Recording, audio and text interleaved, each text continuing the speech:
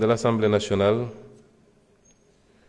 Mesdames et Messieurs les députés, je voudrais conclure par dire que ñëw fii mbégte la ci ñun. Ce n'est pas une épreuve, c'est un exercice boo xam ne ça nous permet de rapprocher les différents segments de la gestion publique. L'Assemblée nationale, et je vais y revenir tout à l'heure, qui est un segment extrêmement important. bi ñuy dugg ci campagne électorale dama leen ne cër bi ëpp solo ci réew mi mooy Assemblée nationale te nit ñi xamuñu ko mais dinaa ci dellu si léegi. Et l'exécutif à travers le gouvernement. Le gouvernement est désigné par le président de la République. Le Premier ministre est nommé par le président de la République. Une fois qu'il est nommé, Premier ministre bu xam boppam, une fois qu'il est nommé, il est chargé d'exécuter la politique qui a été définie pour la nation. Premier ministre bu xam boppam ci exécution boobu du ci xaar du ci demander autorisation day def liggéeyam ni mu ko war a defee et conformément aux intérêts du pays.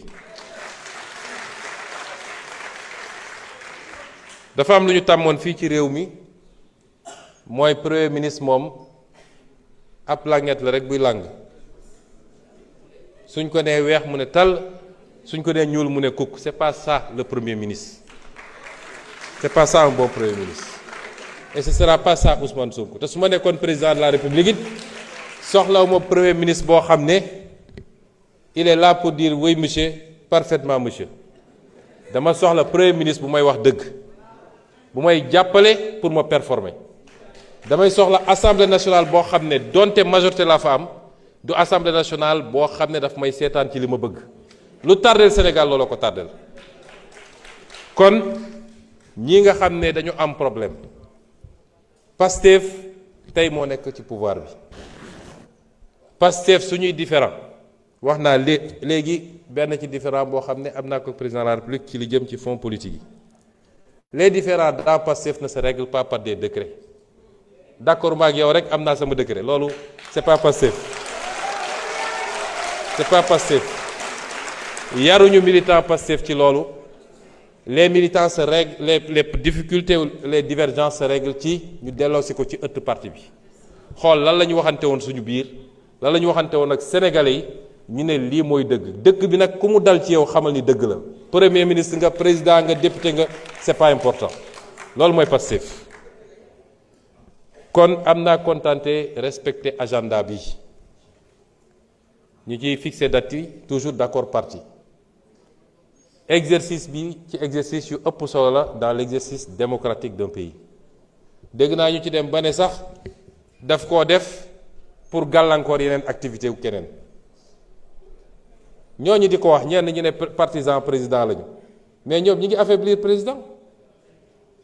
Dans un pays soxlawuñu pour président def activité il faut que premier ministre arrête de respirer réew bi yaatu na li ñu war a def bëri na. boo demee tournée ñu ne dafa bëgg a yàq tournée président boo defee conférence ñu ne président ngi doon dajeeg FMI moo tax mu def conférence pour yàq ko boo ñëwee assemblée ñu ne non c'est pas comme ça. yéen a ngi ñay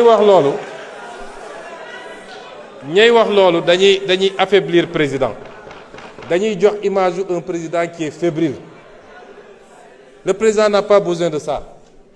Premier ministre France buy dem assemblée nationale du tee président France la mu war a def ma ngi koy def ku mu war a recevoir mu recevoir ko mais vraiment am na débat yoo xam dama koy seetaan Sénégal ba si yàgg ma ne te li koy andi ñenn ñi nee nañ partisan président lañu te li ñuy woon Sénégal yëpp mooy président bi il faut ñu xàllal ko parce que mënul demal boppam image boobu la ñuy wone ña ca des nee nañu waa opposition bi lañ gis nga am na ci ñoo xam ne.